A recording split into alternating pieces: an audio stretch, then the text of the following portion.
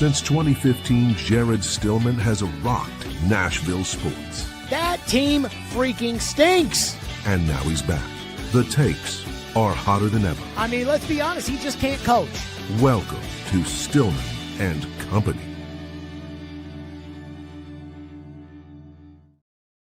Stillman and Company on the 440 Sports Network, presented by Hiller Plumbing, Heating, Cooling, and Electrical, here on the program at Stillman Co. on YouTube. And again, I always tell people, like and subscribe.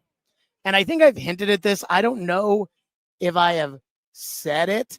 Like, I don't know if I've actually told everybody about this, but there is a surprise at the end of the week as far as the future, and I'd say the immediate future of the Stillman and Company program. We will either have that on a Stillman and Company PM edition, or if we do that today, or maybe on tomorrow's show, that we shall see. But we are live from Radio Row at Super Bowl 60. Tomorrow, we will have pretty much most of our commentary around the Super Bowl. But today we will have Kalyn Kahler join us, ESPN. She is the pool reporter for the Seattle Seahawks. So the pool reporter for the Seattle Seahawks is the one person who's actually allowed to go to Seattle Seahawks practice. And Kalyn Kahler does no interviews this week. Like, she came through here and she said no to literally everybody except for us. And so she will join us on the program. I am very, very excited to really dive right in, and we'll get into this in just a second. But yesterday, Keith Bulluck, Mr. Monday Night, former Titans great, sat down with us for about 40 minutes. And I really feel like we hit everything, right? I think we hit a bunch of stuff about the current team and the current setup of the organization and all of that. But also, I have a lot of lingering questions about the previous era of Titans history, like Vince Young versus Jeff Fisher and what could have been different. And so we will get into that with Keith Bulluck. And then Jonathan Hutton will join us on the program here live out at Radio Row again, which is very, very excited. We got a loaded show today. It's going to be a long show today, so strap it in.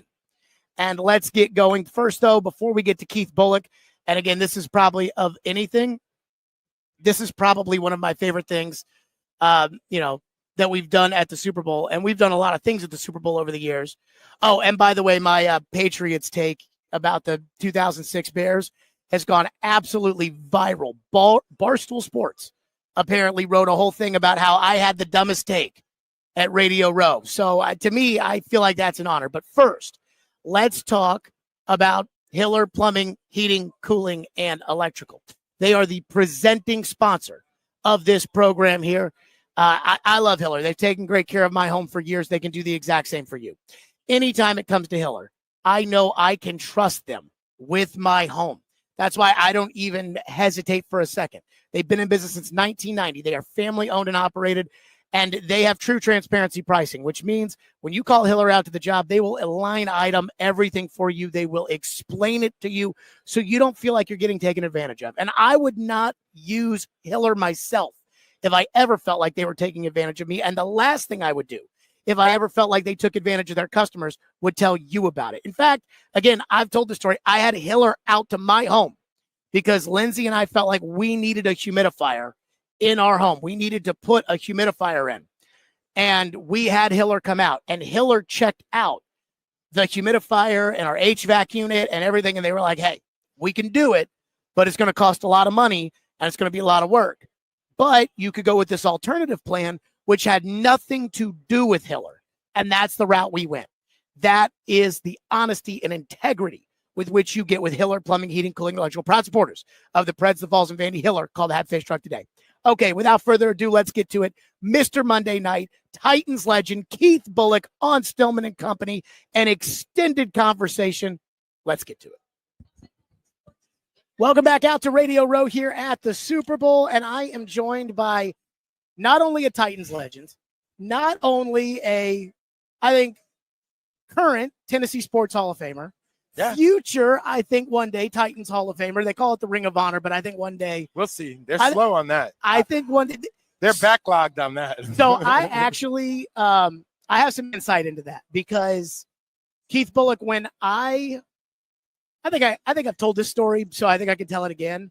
So for years, I thought Floyd Reese deserved to be in the Titans Ring of Honor. Yeah. And for years, I used to say to the Titans, I'm like, what's up with the Ring of Honor? Like, why isn't the old man in there? Like, what are we doing? And they said, well, you know, they want to, when they move into the new stadium they're going to build, they want to one day like have a big thing. And so then when he got sick, nobody knew that he was sick or nobody was supposed to know that he was sick. And I went over to his house and Sally told me, like, they better put him in before he goes or else, you know, right. Sally's going to go Sally on him. And so I called the Titans and I was like, hey, like the old man is not doing well. And that is when, and this is why I'll never say a bad word about Amy as far as her as a person. As soon as I talked to them, about 2 weeks later, Robbie Bourne texted me and asked me for Sally's phone number. And then about a month later, Amy had called Floyd and she told him that he was going in. And so he knew before he died that he was going to go in there. And so they were very slow to put people in there because they wanted to kind of revamp it. But then when they knew that the old man wasn't doing well, they decided to go ahead and expedite the process. So I think that's why they're going slow, is because they feel like at the current stadium, it's not very good for how they show people, and they want to make it a bigger deal at the new stadium. Well, I feel like they did Mike Keith dirty then, because he definitely got in. That being said, I'm not really worried about that, man. You know what I'm saying? It's not one of those things for me.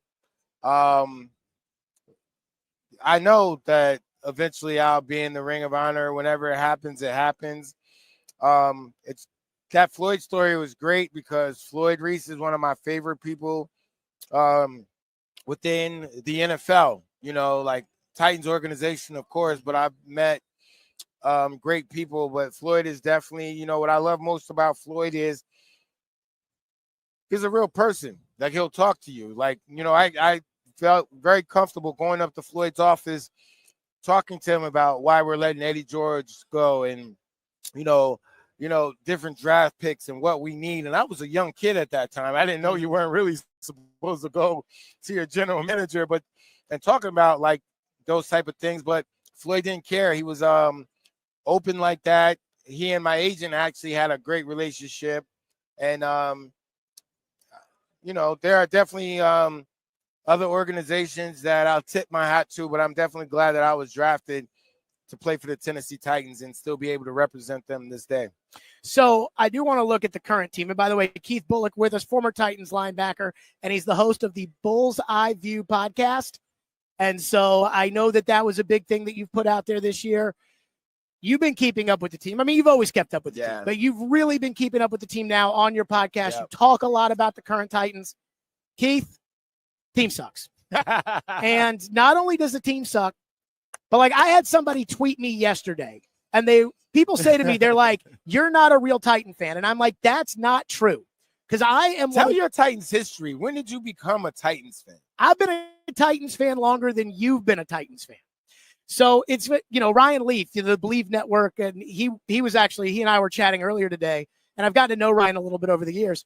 The first ever NFL game I went to, Ryan Leaf was the quarterback for the then San Diego Chargers at Vanderbilt Stadium against the Tennessee Oilers.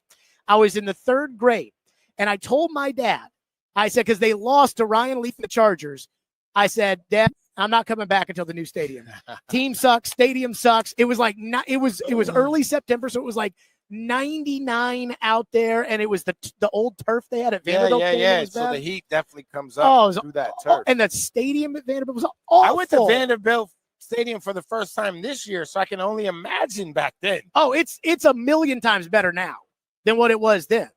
And so so then the first game in 99, they beat the Cincinnati Bengals by a point. Al Del Greco hit a field goal as time expired. Wow. The second week, Cleveland was an expansion team. They came to town. My dad took me to the game. Titans beat the shit out of them.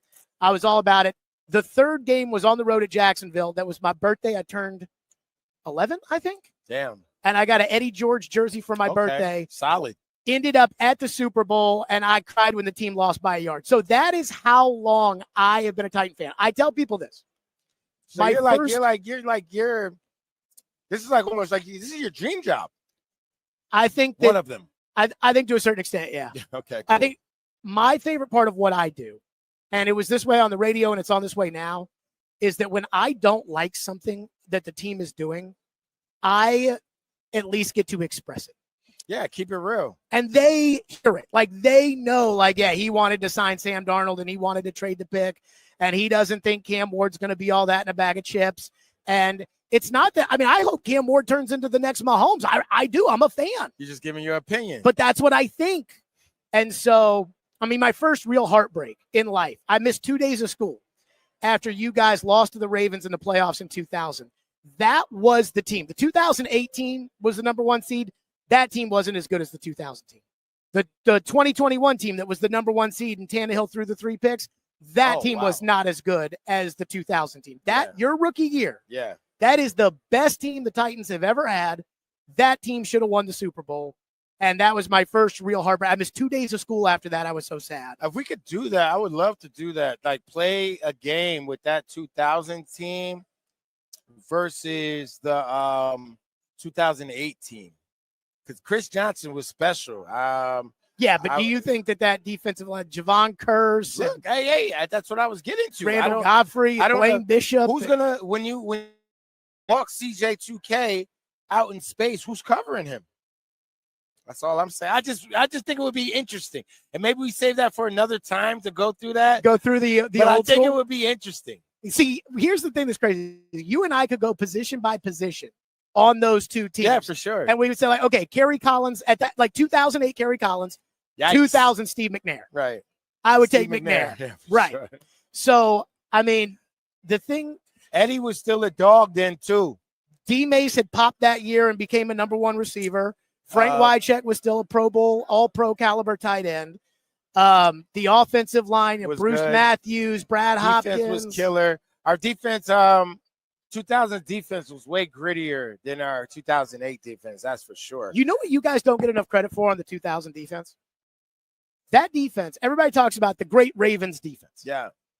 The 2000 Titans defense finished number 1 in the NFL. Yeah. The Ravens were number 2 in the NFL.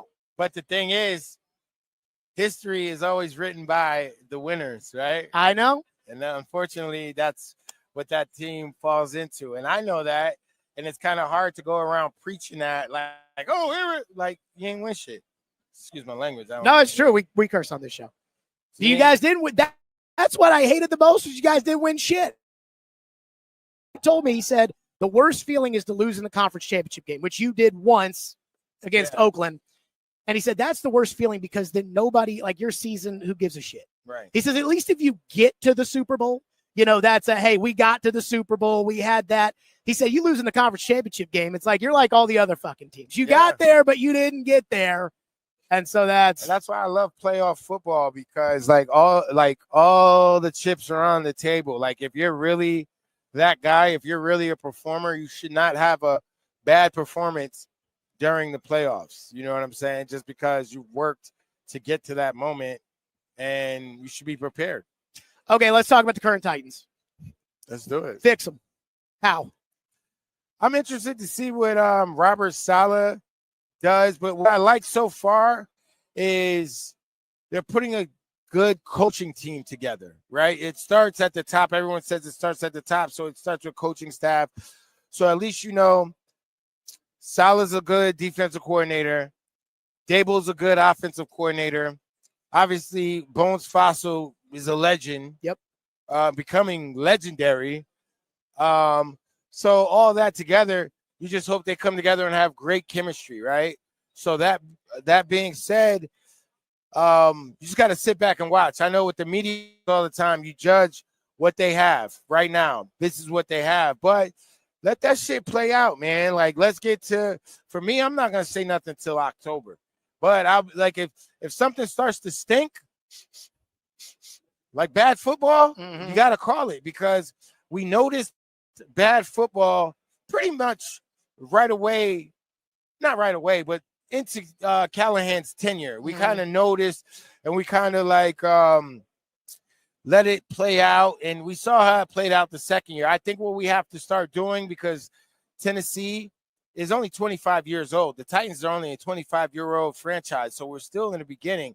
I feel that we have to hold these people more accountable. Like even free agents, like, I don't know if we're getting L'Jarius Sneed back, but like comes in here, gets a bag, and to me, doesn't really show up. Like he was a front runner in my case. Like if you're hurt, you're hurt. Sure. But it looks like, oh, the team's not doing good. Oh, I'm not playing for this shit.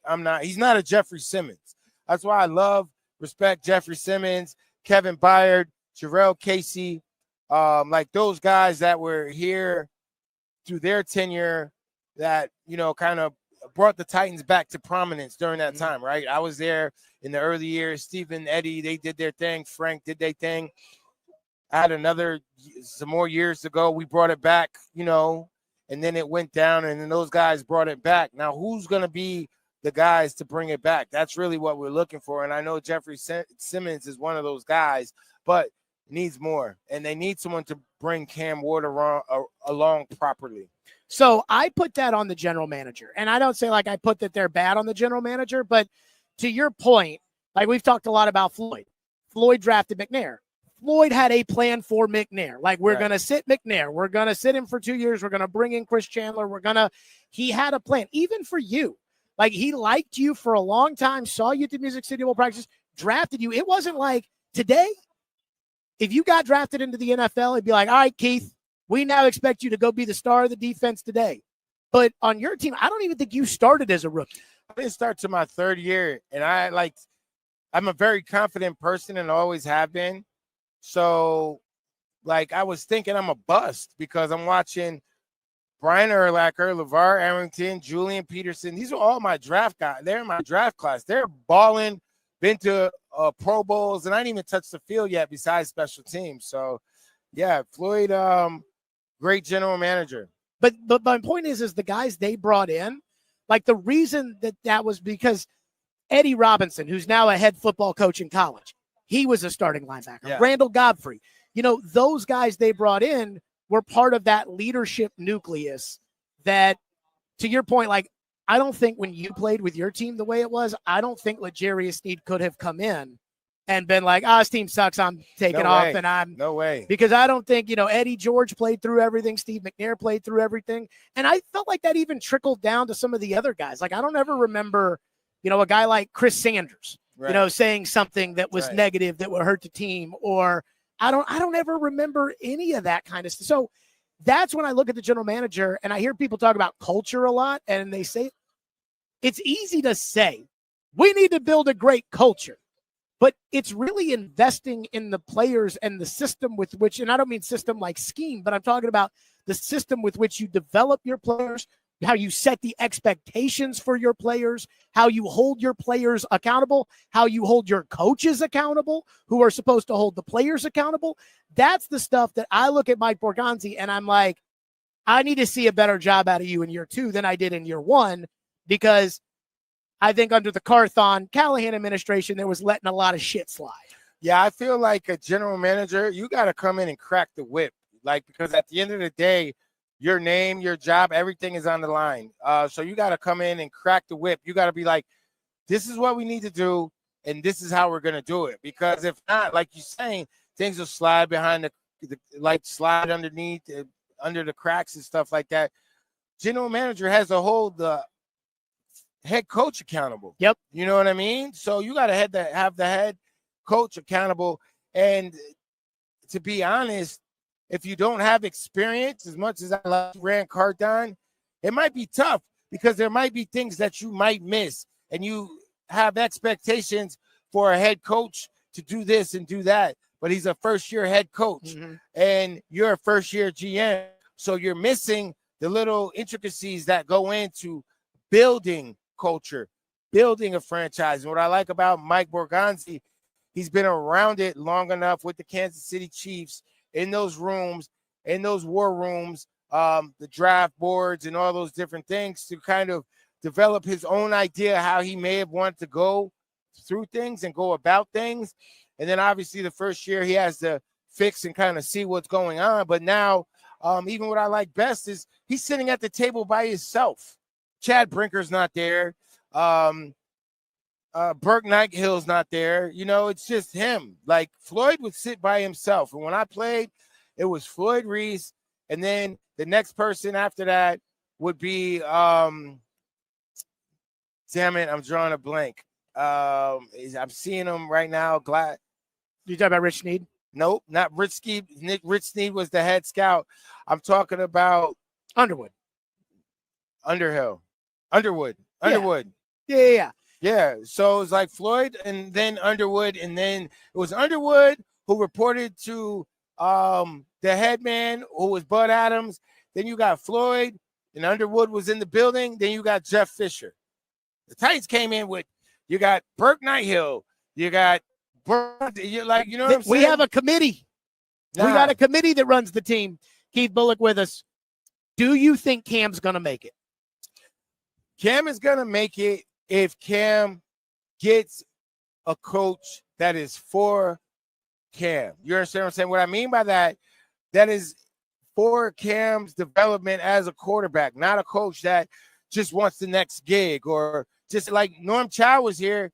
He didn't even own a place in Tennessee. You know what I'm saying? Like when he was supposed to be developing Vince Young. So how, I love Norm Chow, you know what I mean? But how dedicated was he to the job? If he didn't have a place, you got a rookie quarterback, you know what I mean? So I think if Daboll, and I feel like he's done a great job with Jalen Hurts when he was in Alabama. Then he went to Buffalo, worked with Josh Allen. Then he had Jackson Dart and Daniel Jones. So I think that if he continues to trend in that way, Cam definitely has a shot because he has all the attributes. What I love the most about Cam Ward this year was the accountability that he took. He took accountability. When he didn't play good, he didn't play good. He took accountability for it. I think it takes about 3 to 4 years for especially a quarterback to develop. So we'll see. All right, I want to go back to some of your day stuff. Yeah, just sure. quite like things I want to know. Vince Young. Yeah.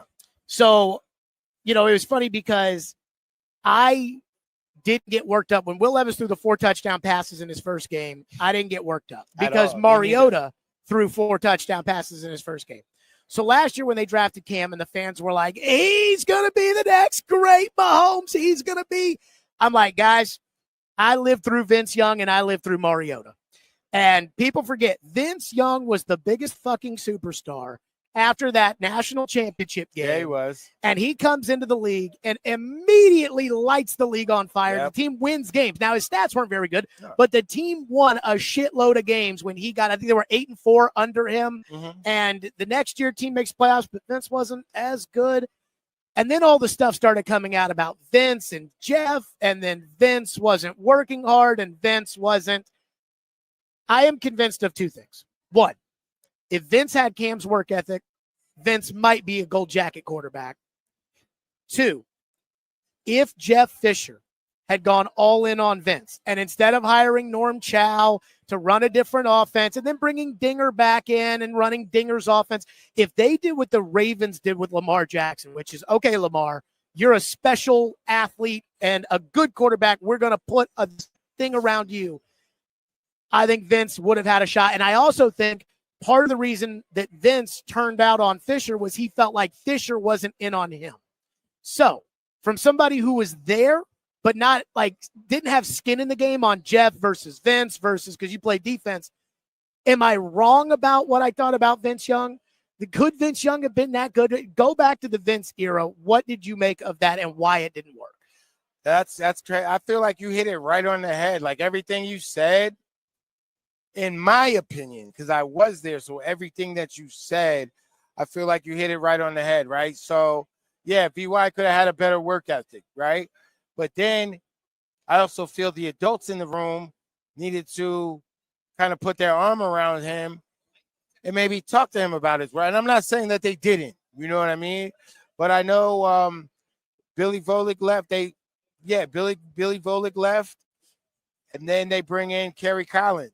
And that was Vince's rookie year. And then Vince, gets out there, does his thing, wins rookie of the year, comes back. Kerry Collins is the starter. We go 13-3. But, yeah, I definitely always will say Vince definitely could have put more into his game, But I don't feel that Vince had that leader or that, you mentioned Eddie Robinson Jr. down at Alabama State.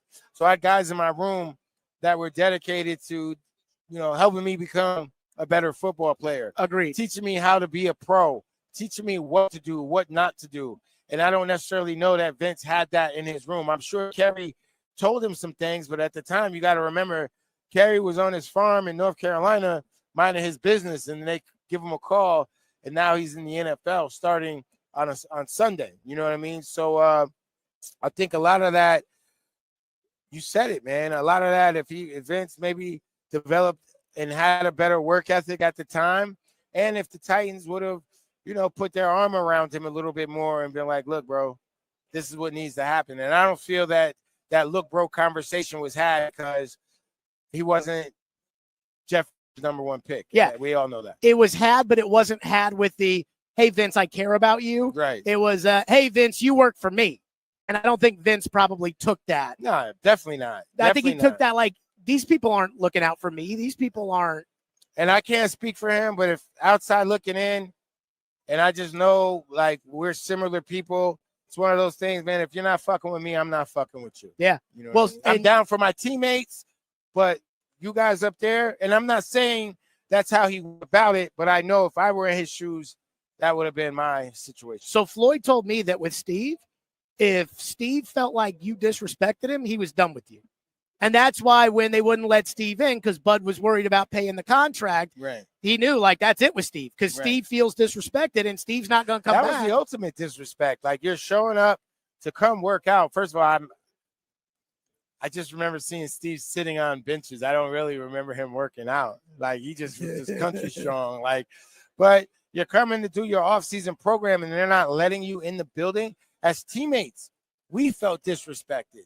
Like, as a teammate, to hear that was like the craziest shit ever to me. Like, you don't let that's blasphemous almost. Like, you see how, like, well, and the plan was, Floyd told me the plan was Steve was going to start. Vince was going to be behind Steve.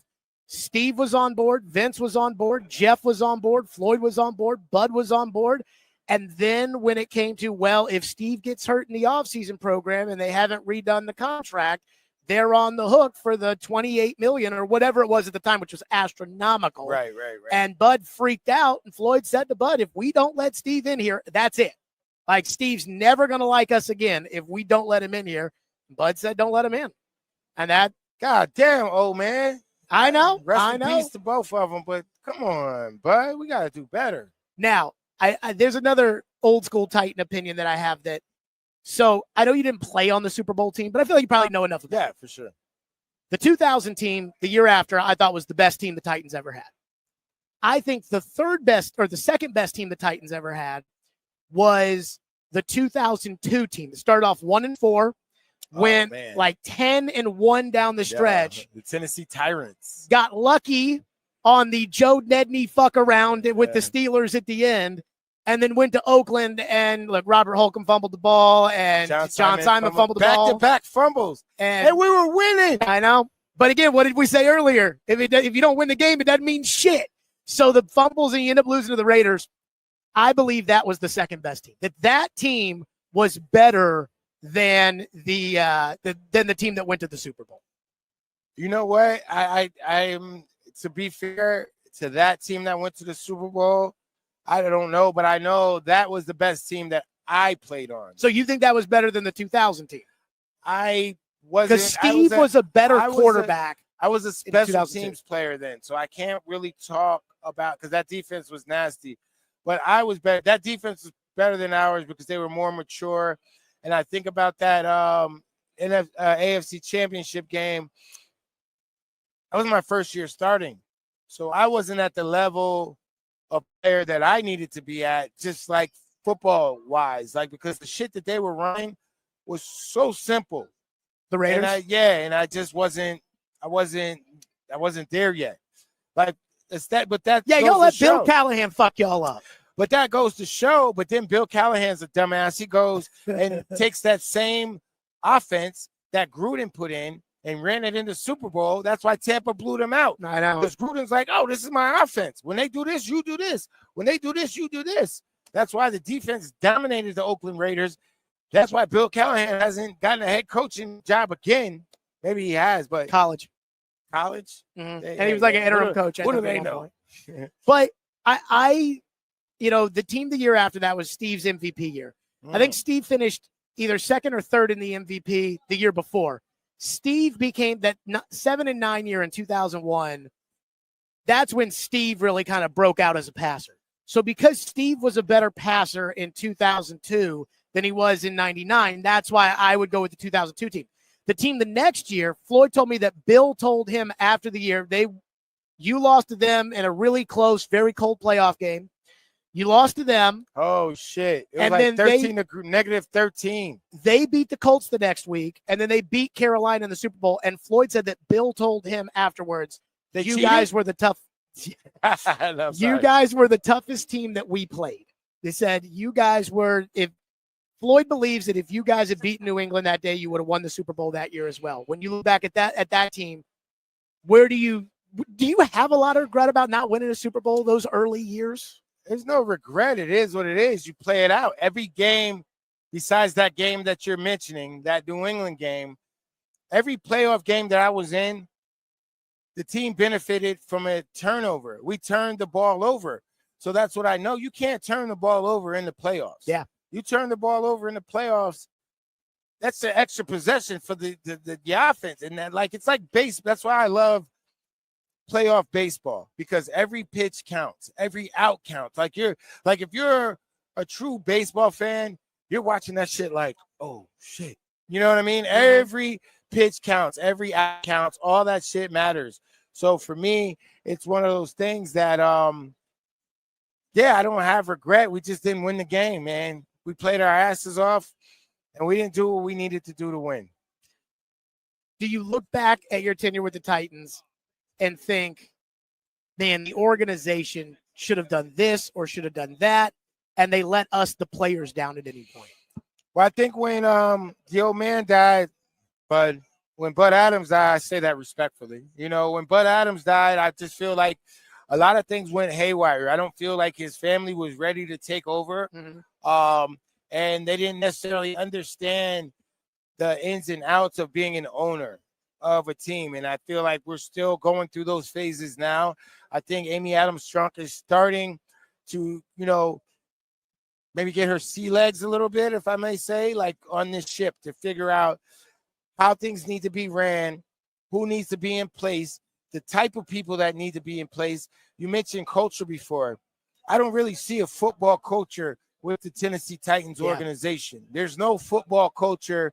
Obviously, everything is about the new stadium, and that's great. But you have people in the organization, former players that have made names for themselves that as an organization, as a franchise, you can lean on to use to help instill and continue to cultivate that culture that we once had. And, Jeffrey Simmons being the biggest dog of them all right now, he's one person.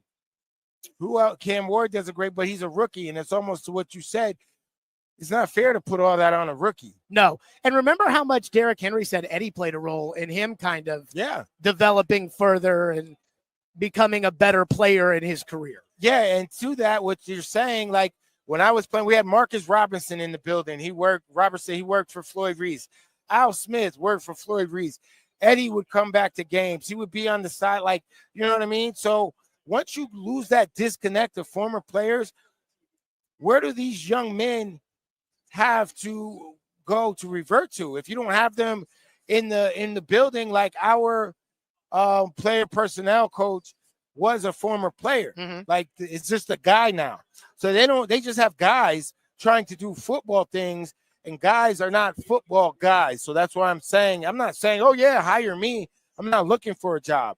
But there's a conversation, right? I don't even necessarily know that the Tennessee Titans have a council of former players, which I know that other organizations have that, where they have a senior council of former players to kind of give insight, I guess, so to speak, to the non-football heads. And that's all the Titans have over there is non-football heads, besides Borgonzi, Reggie McKenzie, and whoever else is, Well, I used to work with D Mace, and I love D Mace, but like I really feel like Blaine is an asset when I see him out there at practice, and I'm like, I bet these players don't even know who Blaine is.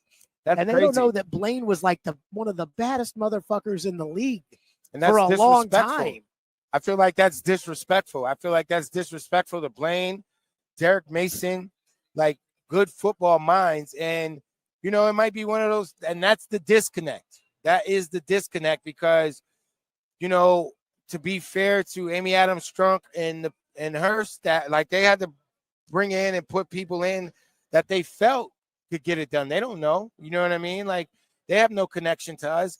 Amy Adams came up really on the Houston Oilers, to be fair to her, you know, so it's one of those things that there needs to be more of a connection, and I'm not leading that charge. I think it's on the people in that building to, like, figure it out, know that it makes sense to have former players around, and they might get to that, you know, because, you know, you got guys that were in the building the last 10 years retiring and so to speak, but don't forget the guys that laid the foundational bricks of the Tennessee Titans. You know, there's a lot of guys that, you know, laid the bricks, the foundation to make the Titans, you know, relevant when they moved to Tennessee and to keep them that way for a good 15 or however many years. So to that point, how around are you? I mean, I know you obviously have the podcast and you're in town and you run the business but like, do you go out to practice? Do you ever talk to Robert? Have you met Robert Saleh yet? Have you connected with Robert Saleh? Because I think that, again, I'm just speaking from this. Like if you offered to bridge that gap to where you say, hey, I know you don't want to be the leader of the former players coalition, but definitely not. But have you reached out to them to say, hey, love time to come meet coach, love time to come, you know, because I do think that I agree with what you're saying, but I also, like, I want to know that the players are doing their part to say, hey, we're available, just so you guys know we want to be a part of building this thing for the future. Hey, man, it's like it's one thing, right? If you're only going to ask a girl out a couple, like usually once, right? Maybe twice if you're that into her. Like the people that we're talking about are like legends within the Tennessee Titans franchise. So if people that are coming in that are new to the franchise don't think to, yo, how do I get in touch with Derek Mason? Or how do I get in touch with Blaine Bishop? Or how do I get in touch with Eddie George? To me, it shows you don't really care about the history and the culture that was built and developed. And to answer your question directly, who do we reach out to? You know what I'm saying? Robbie Bourne isn't there anymore. We got Jared Puffer there. You can reach out to Puff. Can reach out to maybe a handful of people. Tina, she's still there, but who do we reach out to? And they work for them. So obviously, if the Titans wanted to reach out, they would. But to be fair, Callahan did. Callahan brought back former players last year and spoke to this rookie class. So I think there's hope in this rookie class because they had me, Javon Curse, Brett Kern, Kevin Dyson, and maybe one other person that I'm forgetting. Were you surprised that Eddie said what he said about Amy a couple months ago about setting the franchise back? I mean, that, like, and I'm sure Eddie has all the respect in the world for Amy, but there was some shots fired by Eddie. Right, but yeah, am I surprised? Yeah, because I had him on my Bullseye View podcast, and I was like, yo, I was surprised when I heard, but it's real. You got to keep it real. Eddie's from the fabric. He started as a Houston Oiler. You know what I mean? So if anybody's going to say it, Eddie should say it because that's the only way to make ownership listen. If I say something, they might listen, they might not. But if Eddie George says it, Frank ain't here, Steve ain't here. So Eddie is the one to say it. And they need to take heed to it and don't take it as a shot. Take it as constructive criticism because as athletes, we get constructive criticism all the time, and that's how you get better. You get better when somebody points out your flaws. And, you know, the fans point out the Titans organization flaws all the time. Like that the big homie stood up and stood on it, you know, because there are some things that aren't going right. That can be better. And I go to games.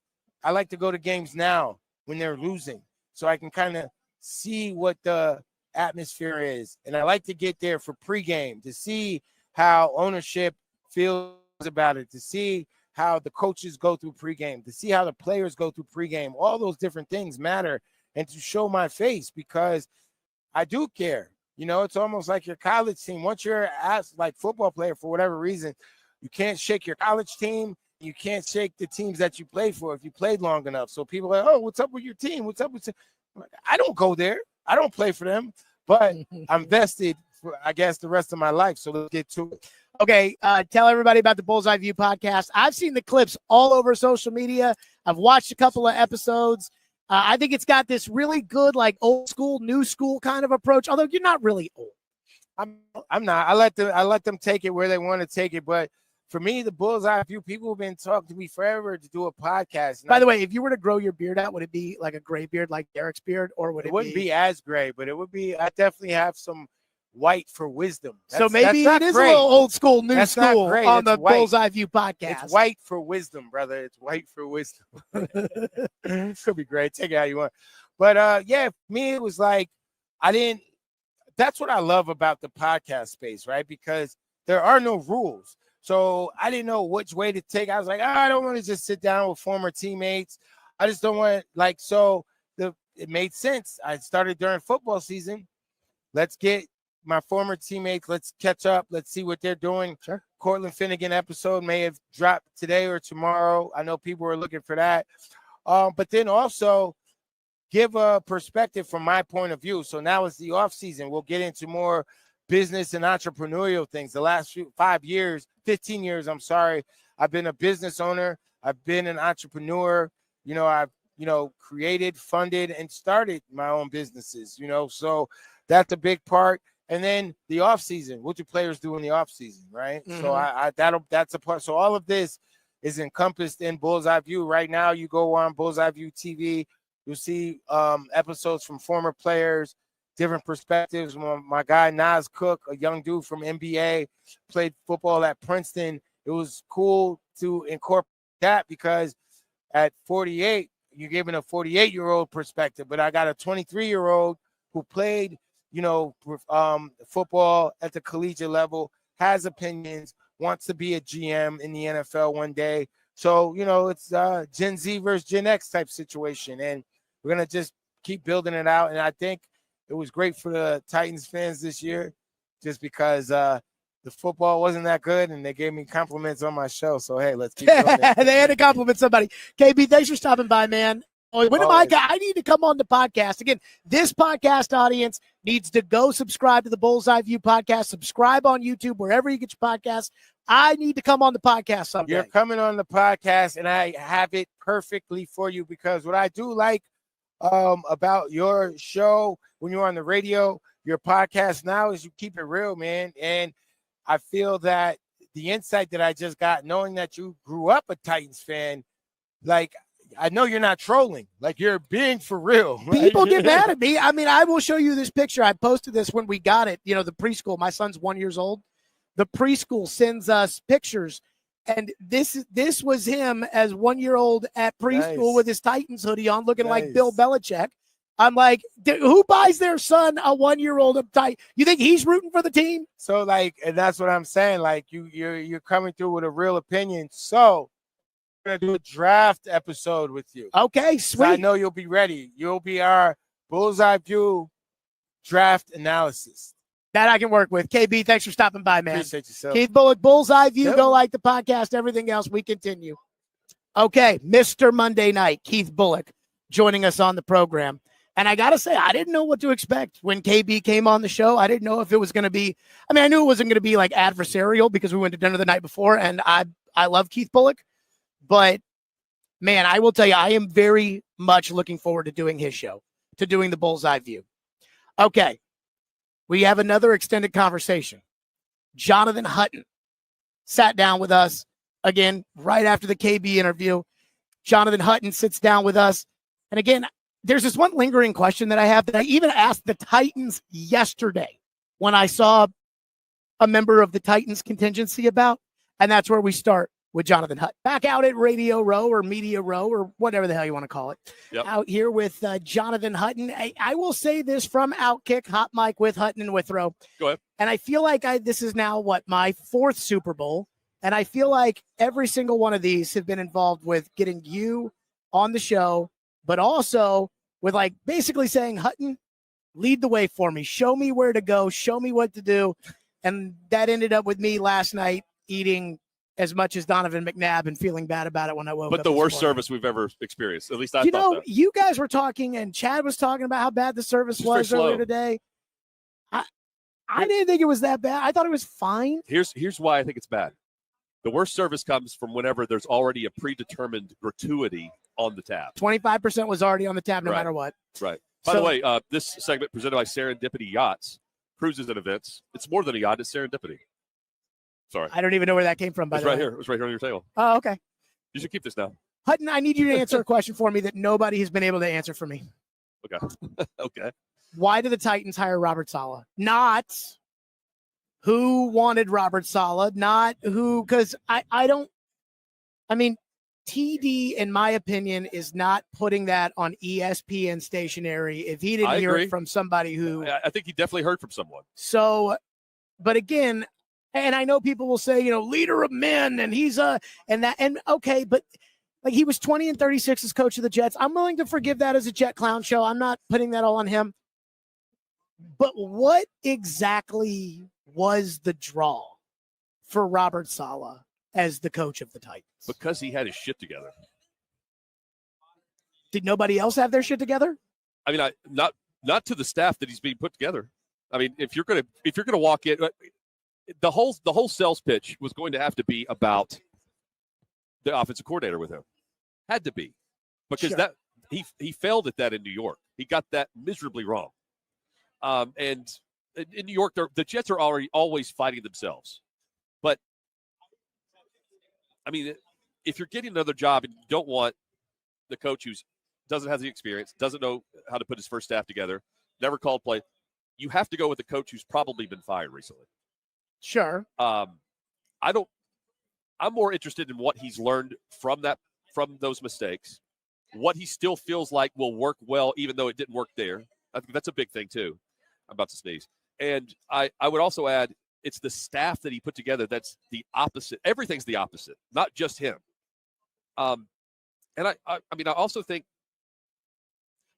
that the Titans are allowed to get one right, and we can read through the lines on how that went about with TD. I have not talked to Tehran. Sure. Schefter also was putting it out, and then he took down the tweet. I'll just add, it came from one corner of the ring. It certainly didn't come from Titans ownership. They don't speak. It wasn't coming from Borgonzi. Because it would have made Borgonzi look bad. After just getting that spot. Mm-hmm. And it would have been from Nagy, who was still trying to get a head coaching job. And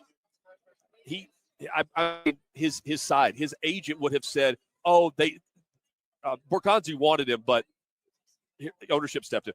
To me, that's logical if you're trying to save face and get something out there that's spinning the story to make your client look better for a job that's still open in Arizona or somewhere else. Again, not saying that that's definitively what happened. I don't know.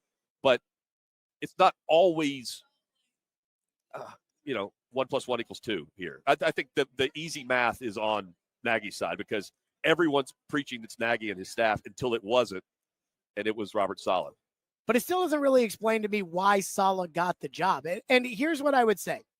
I was talking to somebody about this today, and I said, let's use Josh McDaniels as the example. So, I wouldn't have hired Josh McDaniels to be a head coach. I don't think you would have hired Josh McDaniels to be a head coach. No. But let's say the Titans hired Josh McDaniels. You could argue with me that, hey, the Raiders are a clown show.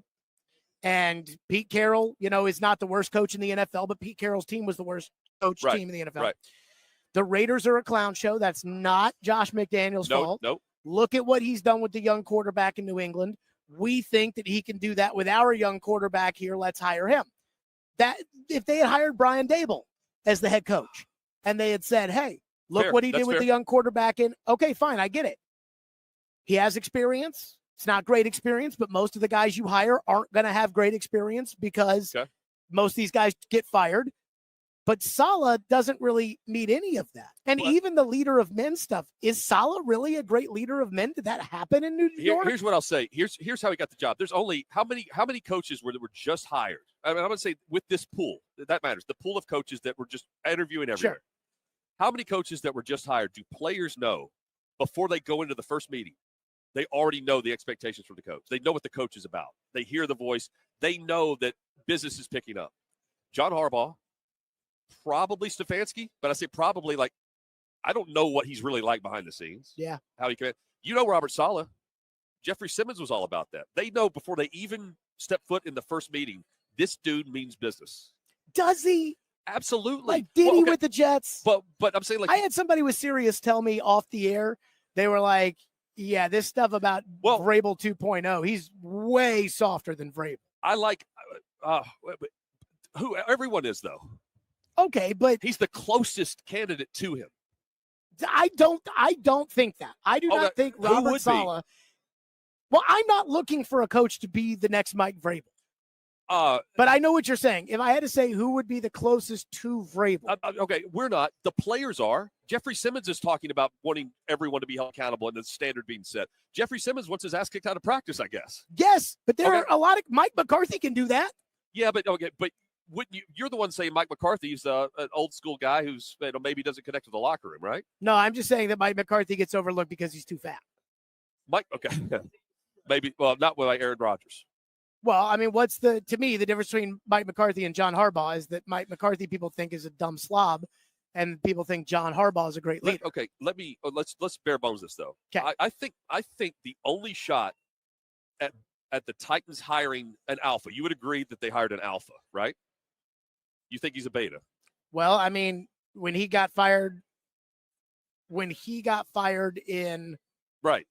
New York, he was really, he hired Nathaniel got Hackett. Kicked aside by the owner. Right. Okay. Got kicked aside by Aaron. Yep. I mean, he really looked like a beta at the end of New York, if I'm just being honest. Okay. But I'm saying right now, I don't think he's in a beta position. I can't say. I don't know our hire recently that the Titans have gotten right. Okay. It's all in the same theme or the same common thread to me. Well, ask the fans. They'll tell you Borgonzi's a great general manager. Okay, even though they didn't win any more games with him. Okay, but when they hired him though, he's underneath Chad Brinker. Sure. That's not the case anymore. The only shot that the Titans had, and I think the restructure of this helped. I do think this helped. The only shot that they had of hiring a guy like Saleh over a guy like Callahan, let's be honest, is with Borgonzi doing the search. Mm-hmm. So, being you get the style of coach this way. Otherwise, I mean, it would be. I don't know what these guys are like. Clint Kubiak. Again, I'm just naming all these things. Yeah. And that's not to say that style can't win, but I mean, listening to the players, I mean, Simmons is vocal about this, and he could have gone with Brian Daboll, but they don't get Saleh as the defensive coordinator. With Saleh, you get Daboll. Saleh's going to stay where he is in San Francisco. He wasn't going to come. And be so you get both play callers with this structure. And with Nagy, I don't know the staff with him. I don't know if the staff can be better given the experience level that these guys have versus the inexperience that the other coach put together. And you want your coach to get the staff that he wants instead of being like, you're going to pin this guy. I think it's pretty clear that Daboll's bringing some guys with him on offense, and Saleh's putting together a pretty good staff based on guys he's been with over the course of, how many years he's been in the league. And he knows what not to do now. I'm not trying to make all the excuses that they're going to the Super Bowl. Sure. But there's going to be more accountability. And the standard is at least much higher than where it was. And the players being there too, I think, said something. They already know. They already know the guy. If you told me that, like, hey, Robert Saleh felt like in New York he really didn't get an opportunity to run the team, and his plan was based off of what failed, but also him taking over and being a different guy, then I'd say, okay, that at least makes a little bit of sense. You'll know this. Who's the GM? Did the GM run the search when they hired Saleh there? I don't know if it overlapped and someone else was hired after. I believe he and Joe Douglas were hired at the same time. I don't know if they were hired together or not. But Woody Johnson, the owner, was not running the team. He was the ambassador in London to the UK for the United States at the time. So his brother Christopher Johnson was the one who hired Robert Saleh then. And I know for a fact that Woody Johnson was running the interviews when they hired the GM there a few years ago, or 2 years ago. Was it 2 years or last year? Last year, based on the interview process of what was being asked and the setup with Aaron Rodgers versus no Aaron Rodgers. You see what I'm saying? So, like, if GMs went in there and said, "Hey, I'd like to keep Aaron Rodgers," that wasn't part of the plan, and you're going to strip it down. I think the trades were talked about, all of it. So I'm saying, like, that was Woody Johnson's. They're going in a different direction altogether, based on that. Hutton, I am open to Saleh being a good coach. I am. I know, and I hope he is. I'm just not sold on it like everybody else. Well, I'm not sold on the record improving. I don't know. I want to see the on-field calls. Him calling the defense, I have no issue with whatsoever. None. Where he's been on some really bad teams, and that Jets team, when the year he got fired, or the year prior, whenever Rodgers got hurt, they still went they had 8 wins and going into December. They had no business with the quarterback setup there, the way they did. Their defense was what was carrying that. And his defense works. He gets they had all these injuries in San Fran. He's coaching guys. There is development with players that you can at least see, like, oh, they drafted this guy in the 5th round. Oh, he's got a sack in this game. There was no shot at the Titans doing that. There has been. That's why I'm optimistic about it, because we've seen development from it. But also, game manager. Are you going to run on this 4th and 2? Or are you going to pass? You're going to call timeout here? You're not going to call it? Do you know the rule book? I think this dude can manage a game like that. That he knows the rule book better than the last coach who didn't know the rules? Yeah. Hutton, that's why I'm optimistic. I have heard some gossip about the Titans. Every year I go to the Super Bowl, and every year I hear gossip, from around the league. Oh, okay. Go ahead. So one thing I heard is everybody here seems to think Cam Ward is really, really good. I know. Apparently, I'm the only person on the planet who I am very skeptical about Cam Ward. And every time I bring up my skepticism, like, I think he's too short, or I think his mechanics aren't very good, or I hate the fact that he throws with his feet pointed sideways. That's all fair. Every time I bring something like that up, it's like, well, but the team sucked. I'm like, okay, that doesn't make him taller. No, it doesn't. But, like, even Mike Mayock was getting on my ass about that yesterday. And so everybody here seems to think that Cam is great and that I am just a hater. I'm in the middle here. I think it's likely that he's going to be a bust, because I think the situation is a bad situation, and they've already ruined 1 year of this. So they have. I think it's going to be but for some reason, everybody in the NFL world thinks Cam Ward's going to be really good. And Brian Daboll thinks the same thing too. The Giants did try to trade up and draft him. The Giants tried to trade up and draft him, and I think Daboll had offers to be an OC other places. He did. And he decided to be the Titans. He's going to go to Philadelphia. So what am I missing here? I watched the games. I don't think he's going to be that good. Sorry. I'm not. They're redoing his rookie year. They've admitted that. He's going to step in and they're going to start from the beginning. So the whole plan that they said that they had for him when they drafted him, because remember, it's like, I said, hey, you draft this guy with no team around him. You don't trade for the picks. You're going to fuck up the quarterback. You're going to ruin him. No, we've got a plan. They're already saying, yeah, that plan sucked. They said that right before Halloween when they got rid of Callahan. That's my point. So the whole plan with which they drafted this quarterback has completely gone to shit. Right. And now they're saying, but our new plan is different. But the new plan includes an investment level with proven coaches who have developed really good quarterbacks into great quarterbacks. We have seen that. We've seen Brian Daboll call an offense and develop Josh Allen. We've seen Daniel Jones have a great year in New York with Daboll and a run game with Saquon. They were really good that year. Sure. What we saw from Jackson Dart with Daboll, they were pretty. He was electric when he came on the field. They should have played him earlier, but they didn't. What is it, a concussion that knocked him out first? Mm-hmm. And the Daboll gets fired. You get my point here, though. Like, I can give you examples of quarterbacks who he's crossed paths with it's worked. I could do that with Callahan. I could lose quarterbacks he's been in the room with. Sure. But not directly associated with as the OC play caller and quarterback guy. So if I were to say that I feel optimistic about any of this, it would be Daboll coaching Cam Ward. Yes. But yes, okay, yes. To just say, like, okay, he coached Cam Ward, or he coached Josh Allen, and now he's going to turn Josh Allen into Cam Ward, I struggle with that a little bit. But, okay, but who else can we say, you would be on board with? At quarterback? No, as coach. To Other than develop Cam Saleh? Ward. You just don't think Cam Ward's development worthy? Yeah. I just don't know if they'll have the infrastructure by the time that they have to start making decisions to have developed Cam, or if Cam's development has already been ruined by the Callahan year and everything that they didn't have around him last year. I don't think it's going to be ruined by the Callahan year. I will say, like, any quarterback that sucks and gets sacked that much still has more Superman-like moments than what we saw. You know, they didn't win many games. He didn't win many games. Sure. He didn't have many losses that were not on him. I mean, like, what I'm saying is, like, the Arizona game was a fluke loss for Arizona. Right. It's not like Cam Ward won that game. No. It was a fourth quarter. It was a fourth quarter. They won 3 games. They beat a Chiefs team that had a quarterback who I don't even remember who their quarterback was. Nobody knew who he was. He probably played the Pro Bowl. They beat the Browns and Shedeur Sanders in a game that Shedeur Sanders outplayed Cam Ward. And they won the Arizona game. That's it. Yeah. I mean, Cam in college, for all the he's a winner talk, Cam in college didn't even get to the ACC championship game at Miami. And I'm not. But everybody ignores that. Well, and anything bad about Cam is never Cam's fault, or it doesn't count. And everything good, like the one play he makes a game that's like a wow play, is a C. He's really, really good, Jared. What? Okay. I know exactly where this is going. This is all about Sam Darnold, which props. Okay. I haven't said anything about Sam Darnold. But I'm trying to think of the quarterback. There's no rookie quarterback this year that you're all in on, is there?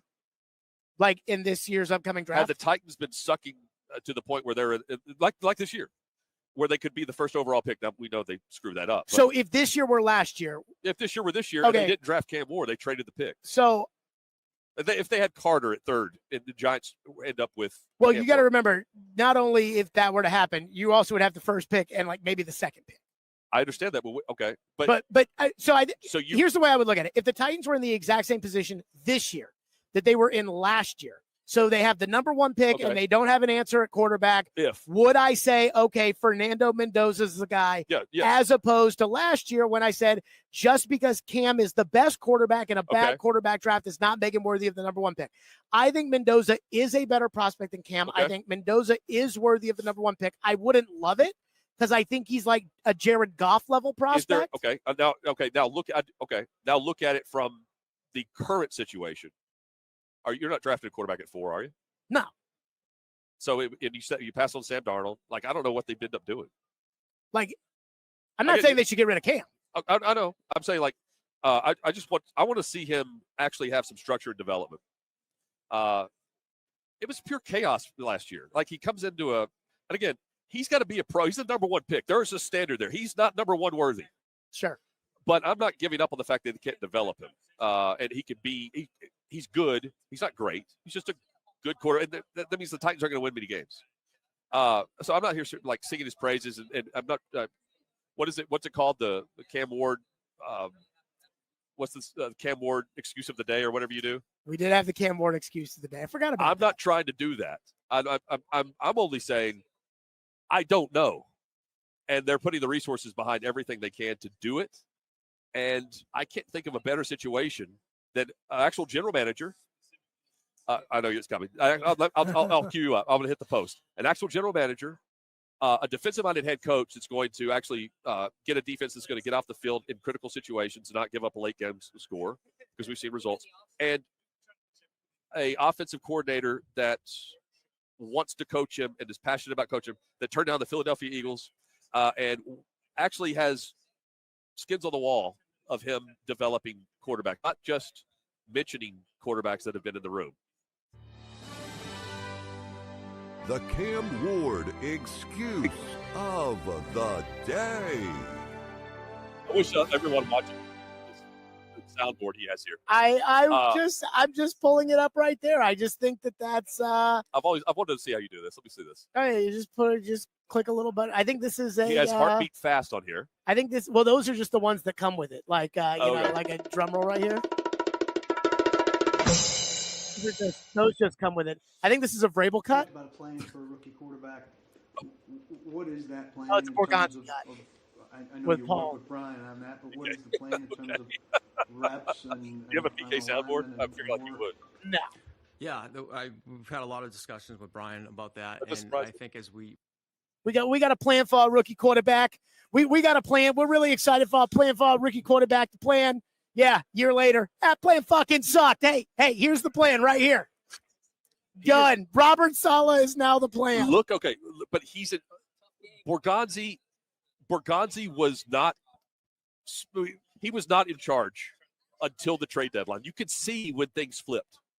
Mhm. Look at the trade deadline press conference. It was just him. Rewind at the trade that they made. Who they traded the Jets? I'm drawing a blank. Brownlee. The Brownlee trade. And you've got that with a coach that's taking the podium. That's not going to happen now. It'll be Borgonzi. And let's go to the firing of Callahan. Just rewind to Callahan in week 6, I think it was. Mm-hmm. It's Brinker, and then you've got Borgonzi barely speaking. No, it was Brinker's press conference. When they fired Callahan, that So- was Brinker. And then All of a sudden, the Brinker's trade deadline was all Borgonzi. And then and that actually takes me to the second thing, that gossip that I've been hearing around here. Okay. So the first thing is everybody around the NFL loves Cam Ward. The second thing is I've heard Brinker's on the outs. I've heard that Brinker has been buddying up to people both around the league and maybe even around the city. Okay. Buddying up. I don't know if he's Around the looking city. for a landing spot. Media people. Oh. So I don't know if he's just narrative spinning kind of stuff. Again, this is just what I've heard out here. What? But I don't know if he's looking for a landing spot somewhere else in the league. I don't know. But this idea that they're all in harmony, I hear is bullshit. He works for Amy Adams Strunk. I would be looking around the league. Well, he got demoted. Oh, yes, but yes. And there's not a single person here who doesn't think, because people on Twitter are like, Brinker saved the organization from Ran, and he stepped back and let Borgonzi. He didn't step back for shit. He got demoted, people. And everybody here in San Francisco no longer reports to him that he got demoted. The coach no longer reports to him. And if there was a general manager, right, the general manager, and if anyone wanted to, because I always heard like, there's a clear line of the hierarchy, and they're working together, and blah blah. It was proven fact based on the statement that was released that Borgonzi was reporting directly to Brinker in terms of who was in charge. Mm-hmm. Was always trying to say, this is a real general manager job. Well, now it is. I think that did play a factor in the search. I do. Because there's the first question I want to know as a coach is like, who am I reporting to? Who's the boss? Who's in charge? Are you going to mess with me? It's very simple to understand. You don't even have to ask a question. Right? Do you think the Titans would have hired Jeff Hafley if they could have? No. Because that's a great question, Jeff Hafley, or it would have been him or Saleh. Yeah, because Stefanski was the other finalist, and Nagy was too. Nagy, yeah. And I look he's not named a finalist, but McCarthy was.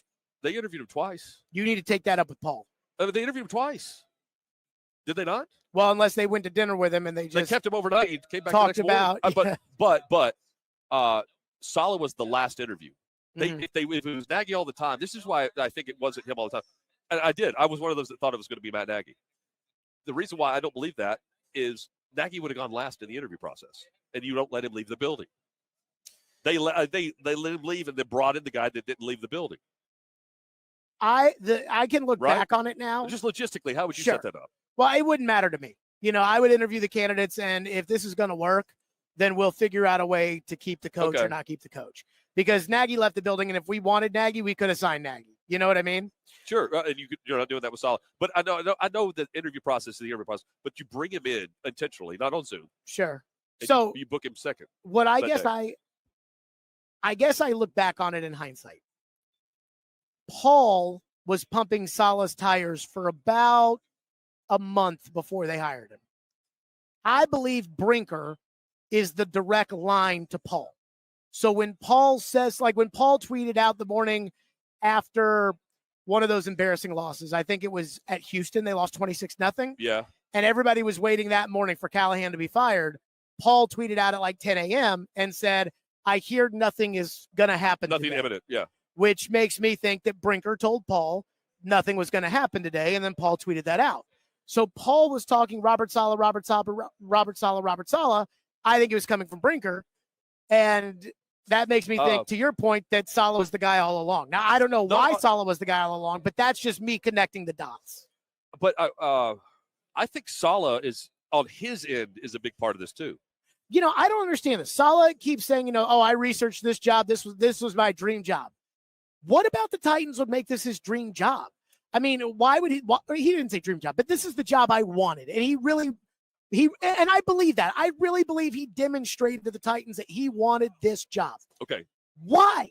Like, this is your only, if you fail this chance, nobody will say the Jets are a clown show, the Titans are a clown show. It's not your fault, because Josh McDaniels gets zero benefit of the doubt for the fact that it's a clown show in Vegas. It's just like, oh yeah, he can't be a head coach. So Saleh is putting his career into the Titans here. He's choosing to do that. I'd like to know why. What is it about the Titans that Saleh loves so much? Well, so you also have to we have to at least say we don't know what we don't know. Okay. I don't know what he knows potentially.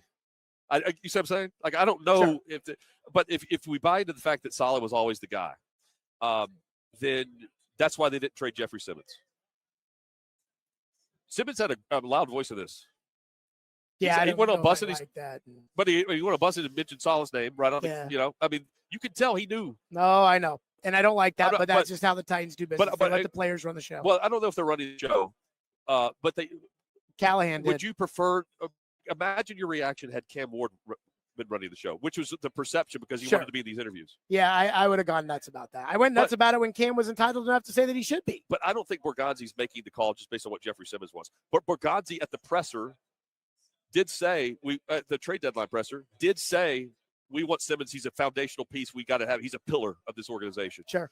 And Simmons has done the right things, man. He's been a leader. No, Simmons has had a great year. No complaints. Great year on the field. Great year off the field. Really grew up and developed. What I was getting on his ass about, he went out and did, and I give him credit for that. Well, as we sit here, I just finished talking with Keith Bulluck, who was he's going to speak his mind. And by the way, shout out to him. I love Bullseye View. I think he's doing a great job because he's researching interviews. He came on with us for 40 minutes. Okay. He looked in the camera with us and just gave a speech to any free agent who was going to come to the Titans. He said, if you're not going to be on Jeffrey Simmons' level, leave shit at the door, get out. Like this is the standard of type of play you need to be. You don't need to skip out of practice. He mentioned Snead's name. He went after Snead here on. Okay. So I'm saying, like, the fact that he's doing that tells me, there's a certain, he can hear what Saleh's saying too. There's a buzz to it that the players are talking about. It's not the same old, we're going to go in here. I don't even know if Callahan, all this is getting out. How often was he in the front of the room? Look, man, they're missing. I called out Callahan's bullshit when it was happening. No, but hey, I saw that shit a mile away. But what I'm saying is they are in a position where the organization actually, they made the right call here. They went against what every move with this has been a guy that's been in a position of experience. That was not anywhere close to the case. Sure. That's important here. So the experienced guys aren't going to let, they're going to let Simmons run the show. Simmons is asking for someone to do that for him. So how many wins do they need to have next year? Because one thing I've decided, the Titans won 3 games last year. They won 3 games the year before that.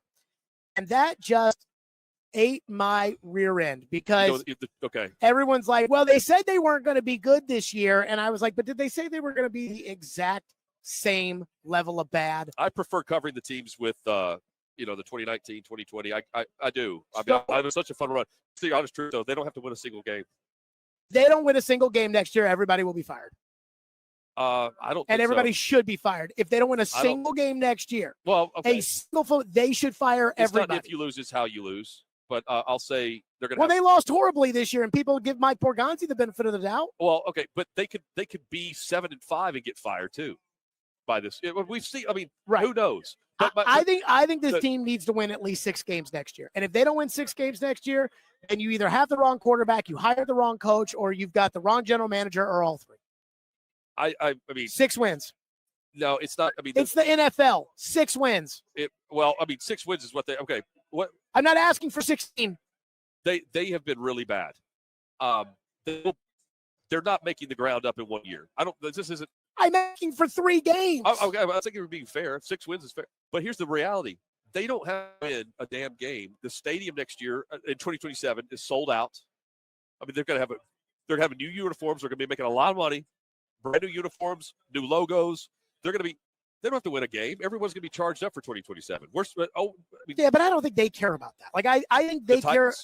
Well, I mean, I think they do care about making money, but they always make money. I think they care. They care about 2027. But the 3-year plan ended in 2027 for a reason. I think they care about not being an embarrassment anymore. And that starts next year. That's Jared, not waiting. They can't go 0-17, go into 2027 0-17 and say, well, now's the year that we're going to be good. Here's the thing, though. There was a pivot point where they went from Titans football to Titans entertainment. This is a Titans move.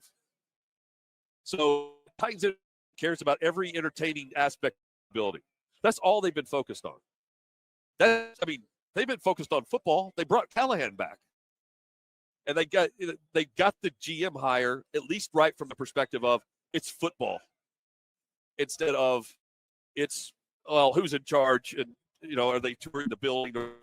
I mean, it was Titans entertainment. It still is, by the way. But there's a football tree with accountability attached to it. You see what I'm saying? Sure. I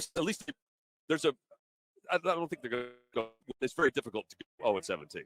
But do they win 4? I mean, they should. I don't think it's them fired. Again, you should win 6 games. I know, but they should. But it doesn't mean they're getting fired. I'm saying. I'll put it here. If Robert Saleh can't improve this team by 3 games, and Mike Borgonzi in 2 years cannot improve the team by 3 games as the general manager, he should be fired. If they're not winning a game by December, there's a new quarterback playing. Backup quarterback should be better. Going with all this subjective shit that got Callahan. No, I'm not. I am going with 6 games. Right. That is an objective number. 6. If they win 7 games, but they're all miracles, Mike Munchak did that one year, fine. No, but if it's incompetence level as to why you're only winning 6, that factors in. It's not if you lose, it's how you lose. Your other losses are being factored in here. I stand by 6. 6. 6 or what? 6 or fire everybody. Start over. Well, right. But fire everybody. Like, I understand why you clean house, but there's no reason to right now. If you're in, how much patience are you going to give them? You wanted continuity, fire everything, start over. This is as close as they've been to that period. The GM hired the coach. Let them go back. Reportedly, go ahead. The GM hired the coach. Okay. So Amy did? So you're going to give Amy Struck credit. Well, who are you giving credit? Chad Brinker? Amy Struck? Well, I think TD's story was true. I think Amy overruled the general manager and hired the coach. Got it right. Which we don't know that. Well, you're saying you don't know who hired the coach. No. I'm saying we don't know that they got it right hiring the coach. We don't know if Saleh's going to be a good coach. Well, I mean, no, we don't. But you got it right by getting rid of Callahan and this whole look at the staff just versus here. Which is a better. I do like the coaching staff this year. That's what I'm saying. I'm looking at all of the factors, not just head coach. Sure, but I'm not convinced that this is going to work yet. I need to see something that would make me convinced. I didn't like the Saleh hire until I saw the pairing of offensive coordinator. That factors in. Again, I'm still skeptical, but fine. Scoring 13 points a game. I'm not going to say that they got it right, though. They have to win. I started all this by saying I don't know. Like the Patriots got it right. You can say they got it right hiring their coach. Of course. And Titans got it wrong by firing. I still like what would the record have been in 2024 if they had kept Vrabel? He took over a 4-win team, though. I know he did, but are they in the Super Bowl with Will Levis and Tim Kelly? Without Kraft making They're not in the Jonathan Super Bowl with Will Levis. Defensive coordinator. They're not in the Super Bowl with Will Levis. I'm saying. What percentage of the credit do you give Vrabel for New England's turn? 50%. Drake May, the other 50%. So McDaniels gets no credit. McDaniel, sure. The money Kraft spent in free agency gets no credit. So Robert Kraft gets all the credit. Yeah, that's fine. Kraft gets no credit. He can't get fame. He's won more Super Bowls than everybody, and he can't get in the fucking Hall of Fame. He gets no credit. Well, he gets no. I'm saying he gets all the credit in this move. Then, if it's not going to be 50-50, it's not going to be any split. Kraft is the one that made him hire McDaniel, and so Kraft gets all the credit for both. I would go with 40% Drake May. That Drake May is a bad boy, and he's super talented, and he's like the next Aaron Rodgers. So you go 40% Drake. Yep. I would go, so that leaves me with 60%. I would go 30% Vrabel. Okay. I would go 20% Kraft. You know what? I think I might go 30% Kraft, 20% Vrabel, because Kraft got McDaniels and spent the money in free agency spent. And so because of that, I'll give 10 McDaniels. So I give Vrabel 20%. But the biggest factor in this is it's about the quarterback, but it is more than that. But everybody is treating this like it's 100% Vrabel. Well, because Vrabel's the most popular guy in this game. Both sidelines. He's the most famous person, popularity. Mike Vrabel is number one on the list. He's the A-list celeb in this game. Who's more popular than Mike Vrabel? No, I agree. But the one thing I will push back on that is just because you're the most popular doesn't mean you're the best. Shedeur Sanders was the most popular player in the draft. Right. But I'm saying, but he's backed it up by doing what he's done. It's not like he's getting credit for a 6-win team. You're like, I'm saying. Sure. Okay, but here's the factor. I think this goes back to Saleh, and I'm not trying to say Saleh's going to the Super Bowl next year. I just like the fact that they've hired somebody where the players know kind of the standard before he gets there. They did that with Vrabel. Sure. Where they know Vrabel, we're going to show up. Yeah, there's one leader. It's not Josh McDaniel. You know, he's in charge of a play. No. I do think Vrabel's leadership is legit. I think Vrabel's leadership and accountability are legit. I think Vrabel works as hard as any coach in the league. And he does. I think Vrabel knows the rule book inside and out. I think Vrabel gets the most, Vrabel can motivate his players to get the most out of them. I am not saying Vrabel's a bad coach. And he'll irritate them in a few years. Yeah. That Vrabel is a bad coach. I just think Vrabel has his faults, and nobody ever brings them up. And here's what I believe. Because he doesn't lose that often. I said this. Vrabel's never really lost in his career. I said this on Boston radio. I said, I believe, I have no proof of this. I'm not accusing anybody of anything. This is just my opinion. Okay. I believe Kraft picked up the phone and called J-Rob. Because J-Rob worked for Kraft for, 15 years? A long time. So Kraft picked up the phone. He probably knew he was going to hire him. And he probably asked, hey, I'll say this. When I hired David Reed at the radio station, I talked to you and Chad before I hired David Reed.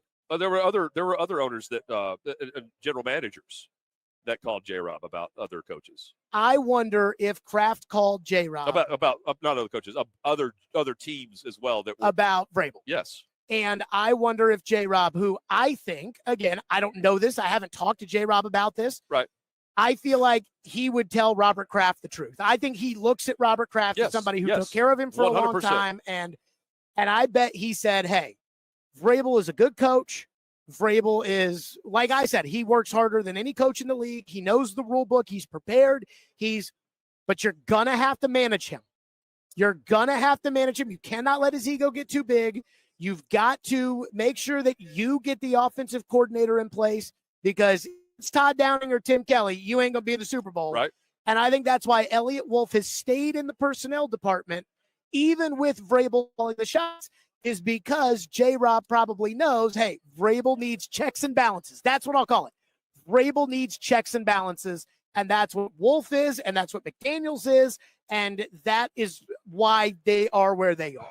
And they're maximizing Vrabel. We always talk about a coach maximizing the skills of a player. The Patriots with McDaniels and Wolf are maximizing the skills of Vrabel. That's it.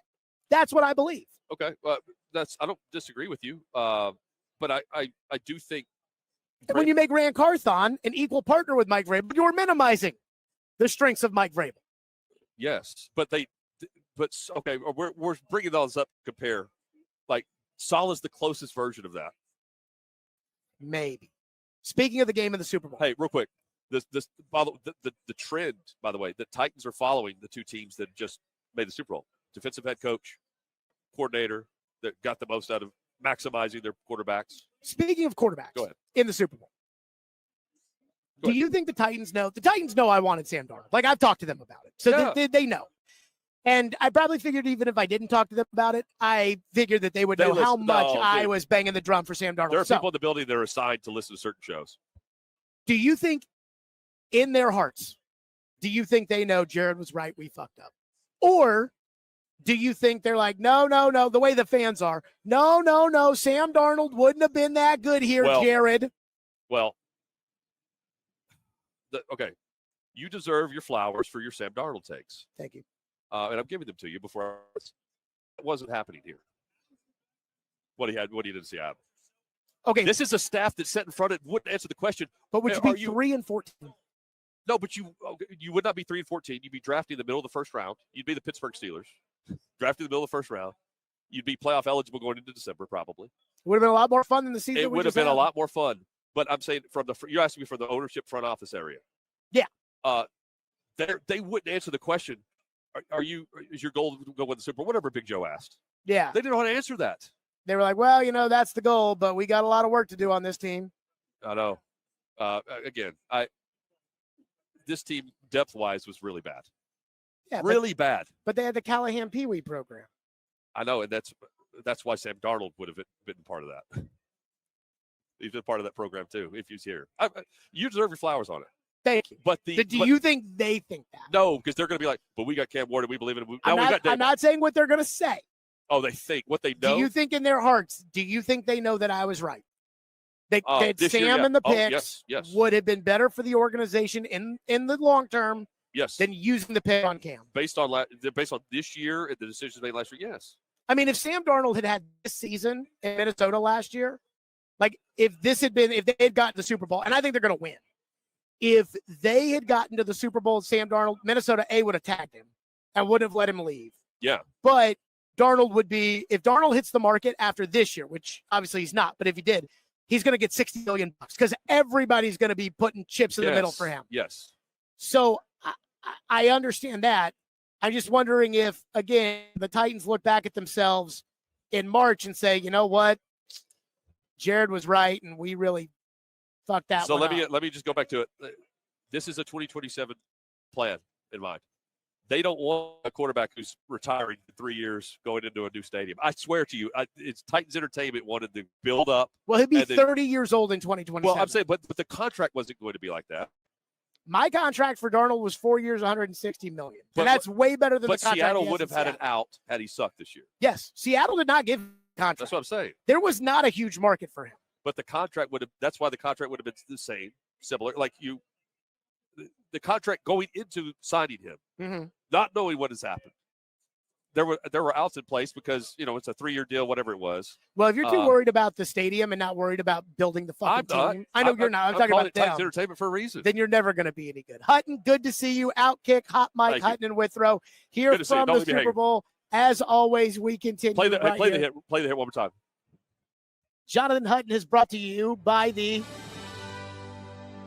Cam Ward excuse of the day. I love your show, man. Don't need to have a Sam Darnold excuse of the day. I'm just saying we continue. Hutton, take care right here on Stillman Co. Okay, thanks to Hutton for joining us on the program. Finally, Kalyn Kahler is the senior reporter for ESPN. You've for sure read a Kalyn Kahler story.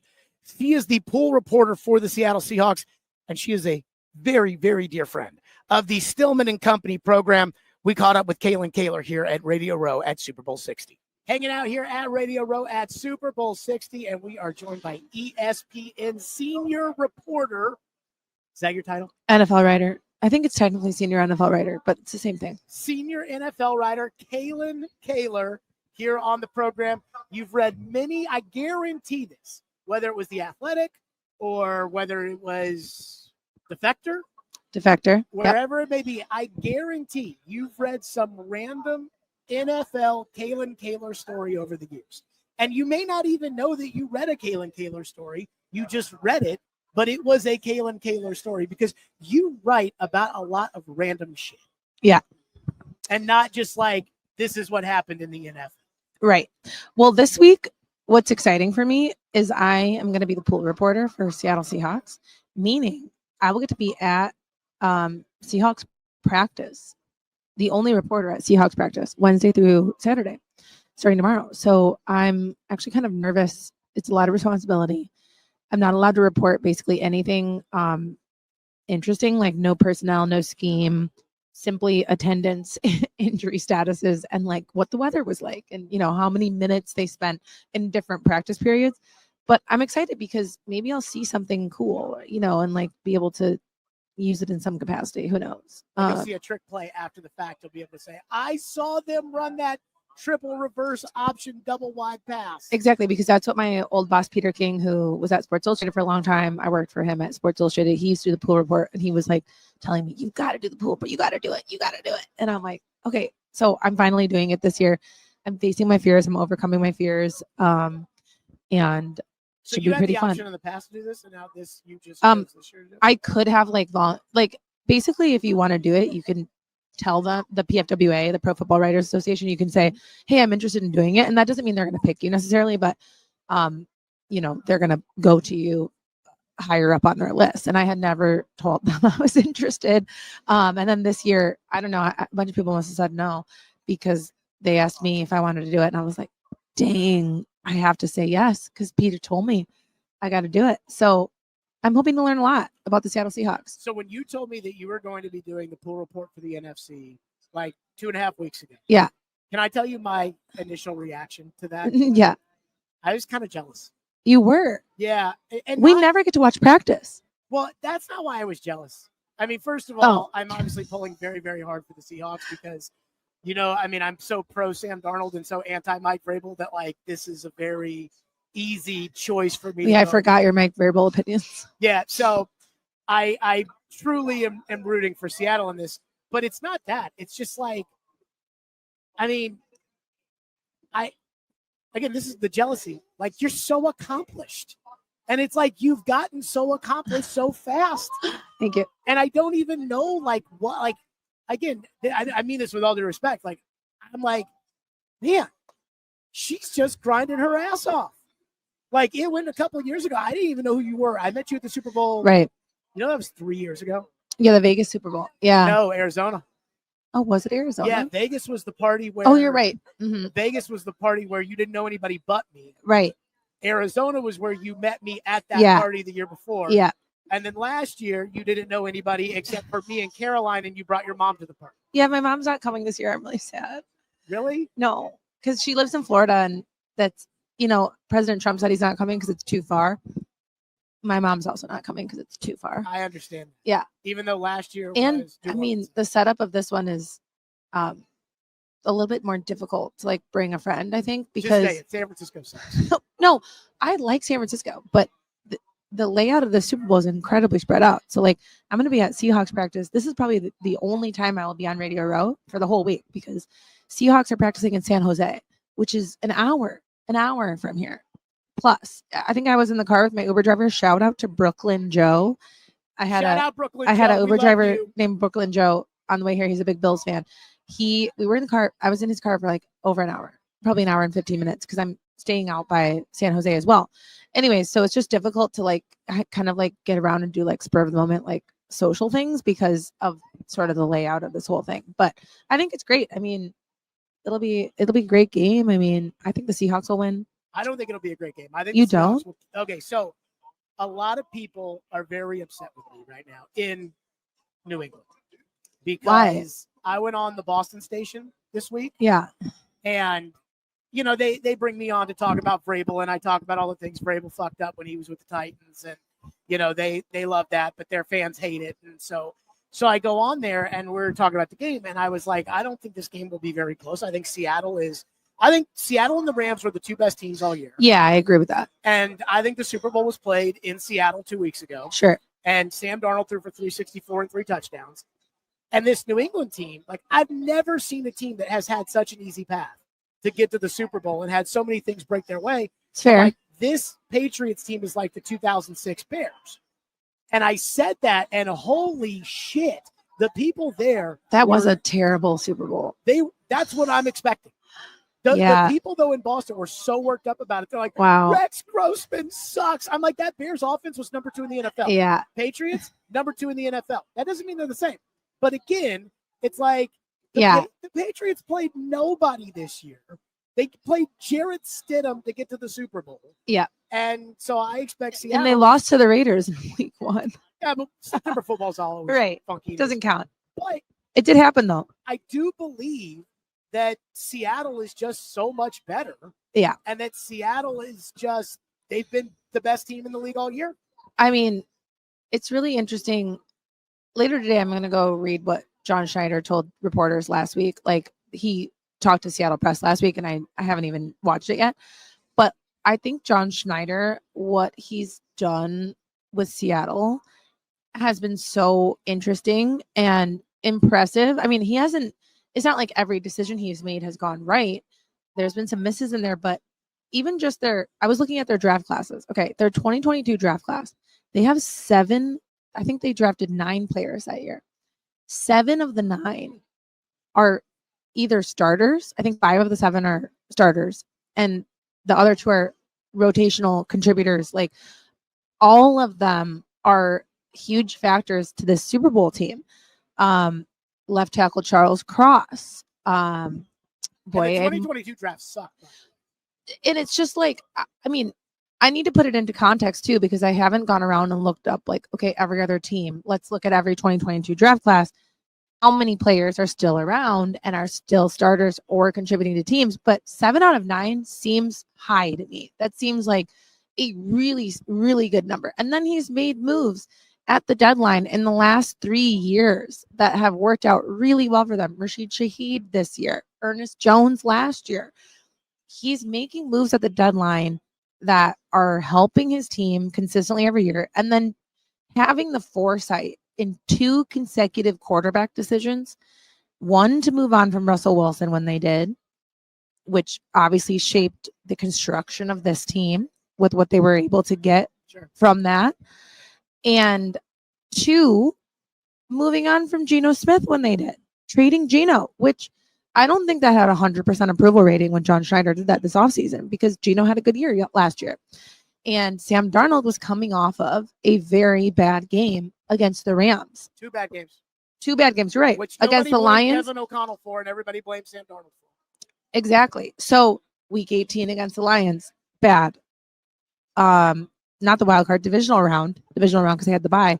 Divisional round against the Rams, terrible game. So it was, even though Sam had shown a bunch of promise and obviously had a great year in Minnesota, aside from the last 2 games, like, it still was a risk to move on from Geno to Sam Darnold.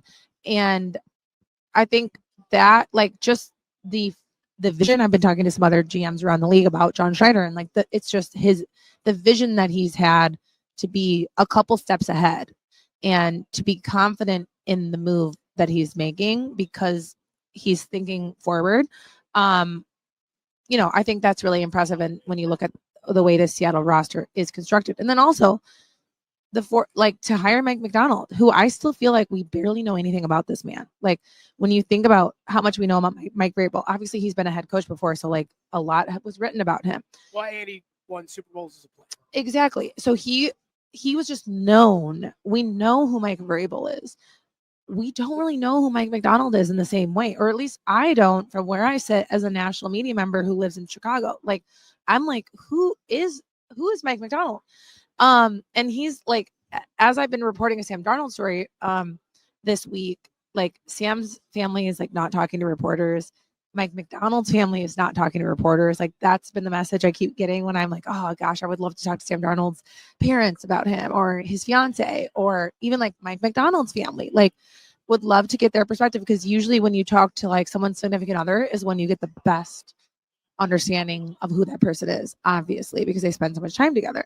But both these guys are like very similar. Sam and Mike have very similar personalities, where they're like very, all football all the time, humble, not interested in the hubbub. Like, neither one of them wants to be a star.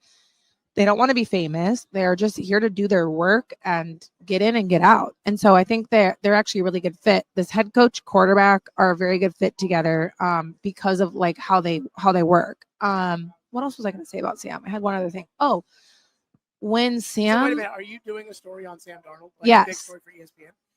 Can I ask who suggested weeks? Yeah, but ago? I still haven't done what you told me to do, because I need a researcher. So if you want to volunteer for this, I could use your help. To volunteer on the Sam Darnold because Jared told what me. Would you like to know? Well, no, Jared told me I needed to go back and find every mean thing that was ever said or written about Sam Darnold, which I'd like to do, but I can't find even like 1 hour to sit with my computer. You know what I mean? So I need a researcher. Actually, there's a lot of college kids here. I should just ask. Just take one. Yeah. Like I need someone to help me find all of that stuff, all of the mean comments that have been said about him, because yeah, I think it would be so interesting to go back, just like create a montage, list it all, and then compare it to where we are now. And like, I mean, a lot of the stuff is going to be on ESPN, probably. I'm assuming like a lot of it's going to be like our own network, commentators. So what's crazy about this is I actually suggested weeks ago to Kalyn that she write a story about Sam Darnold's redemption. And I said that I think like, a media person that could be viewed as like an expert, as someone that could talk about all the Sam Darnold hate Is you. would be me. That was my suggestion. Yeah. Another suggestion I made to you. So my understanding of your job is that your editors don't come to you and say, Kalyn, we want you to write about Sam Darnold. Kalyn, Right. we want you go to them and say, hey, I'd like to write about Jerry Jones giving tours of the practice facility while they're working during the day. You choose what you write about, right? Pretty much. In this case, I was kind of assigned Seattle, like in general, just Seattle. And then like with Super Bowl week, there's really not a lot of creative things you can really do, because what I really want, though, it's main is storylines I want you to do an investigative piece on the Titans. on the dysfunction I of know. the Titans. I know. And if I know. Vrabel wins the Super Bowl, is that not enough to get you Yeah. to dig in to say, okay, let's go over the firing of John Yeah. Robinson. Let's do Mike Vrabel, Rand Carthon, Amy Adams Strunk, Brian Callahan. Yeah. Let's do it all. Listen, they're on my list. I think if they had a bigger, what am I looking for? Q rating as a team. Like if it was the Cowboys, for example. We're familiar with the fact that people don't give a shit about the Titans right. outside. I just have I can't do everything, so I've got like a list of stories prioritized. And I would say that, I'm definitely interested. And I've heard, it's like you hear enough about what's going on a certain team to be like, okay, something's there or something there. But there's other things that take a priority. So I might, at some point I may get to it. Can you tell us what you've heard about the Titans? Not really. No, not in like a reportable sense, other than like, I think about a gossip sense? Well, I mean, you can just say what has happened, right? Like you have an owner who has, but you know more than that. I know you know more than that. Yeah, but I mean, there's nothing I In can my heart, specifically, I know it. yeah, but there's nothing I can specifically say of like, oh yeah, this, I can't really, yeah, I've got nothing that's like really reportable. Okay, who do you think got a raw deal? Do you think anybody got a raw deal? Well, I think everybody has. I think Vrabel probably shouldn't have been fired. First of all, Robinson, did you say Robinson? The general manager. I'm not sure. I don't. 61% of his games got fired because AJ Brown spanked the goalpost with the towel. Yeah. Well, I kind of forgot about that. I mean, Carthon. I also would say I think the main one is, I don't know, like Brian Callahan probably wasn't the right person for that job, but you barely, I mean, he had how many games did he have? You probably should know this. Yeah, Brian Callahan got fired 6 games into his second year. Brian Callahan. So he had 17 plus 6, 23. You're asking me to do math. That wasn't enough time. I mean, it was enough time. Like, it's enough time to prove. Like, think about it like this. 3 dates is probably not enough to be able to know if you want to marry somebody. Right. 3 dates is probably enough to know if somebody is a complete. Well, then it goes back to, I think my questions really all lie about Amy, because I'm very fascinated with Amy as an owner, because I don't think, I mean, she hasn't talked yet, right? She doesn't talk. Yeah. She barely talks. She hasn't talked about these firings, the latest firings or hirings. And I think her process in the last one that hired Brian Callahan and Rand Carthon, even before that, like those 2 processes, I like to know more about, because I don't think she picked the right person in either situation. And I would just I just have a lot of, I'm fascinated with what her process is, how it was different this time around. And I know that, she reassigned everybody's job titles, which anytime that happens, you're like, what's going on here? Like, I don't know. But yeah, I think those are my questions.